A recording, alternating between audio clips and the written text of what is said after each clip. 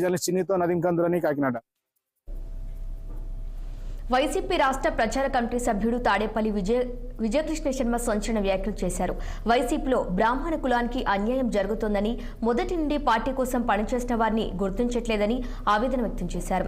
గుంటూరులో వైసీపీ గెలుపు కోసం పుస్తెలు తాకట్టు పెట్టి మరీ పనిచేశారని, ఎన్నో ఆరోపణలు ఉన్న వ్యక్తికి నగర అధ్యక్షుడి పదవి ఎలా ఇస్తారని ప్రశ్నించారు. ఎక్కడ వస్తుంది అనేది ఆలోచించిన తర్వాత నిర్ణయం తీసుకుంటూ జరుగుతుంది. మొన్నటిదాకా చంద్రబాబు గారు పార్టీకి మా బ్రాహ్మణులకి దూరంగా ఏ పదవులు ఇవ్వలేదని భావనతో నేను వెళ్ళలేదు ఆయన దగ్గరికి. నేను ఉద్యోగస్తుడిని, ఉద్యోగం చేసి బయటకు వచ్చిన తర్వాత జగన్మోహన్ రెడ్డి పార్టీకే వెళ్ళాను. ఇది కారణం.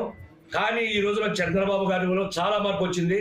బ్రాహ్మణ సామాజిక వర్గానికి పట్టం కట్టారు, 3 చైర్మన్లు ఇచ్చారు, విడివాటిల్లో ఎమ్మెల్సీ ఇస్తానికి సిద్ధంగా ఉన్నారు. నువ్వెందుకు ఇవ్వలేకపోయావు అని అడుగుతున్నాను. నిన్ను అంటగట్టుకొని నీ కోసం జైల్లో ఉంటే యాగాలు యజ్ఞాలు చేసి నీ గెలుపు కోసం కృషి చేసిన బ్రాహ్మణుల్ని ఎందుకు నువ్వు ఇవ్వలేకపోయావు అని అడుగుతున్నా.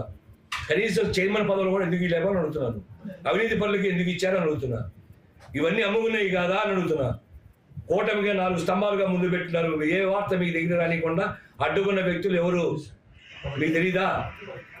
అప్పిరెడ్డి, సజ్జల రామకృష్ణారెడ్డి గారి దగ్గర పావులు కలిపి ఆపుతున్నాడు. రాష్ట్ర వ్యాప్తంగా విస్తరించింది అప్పిరెడ్డిది.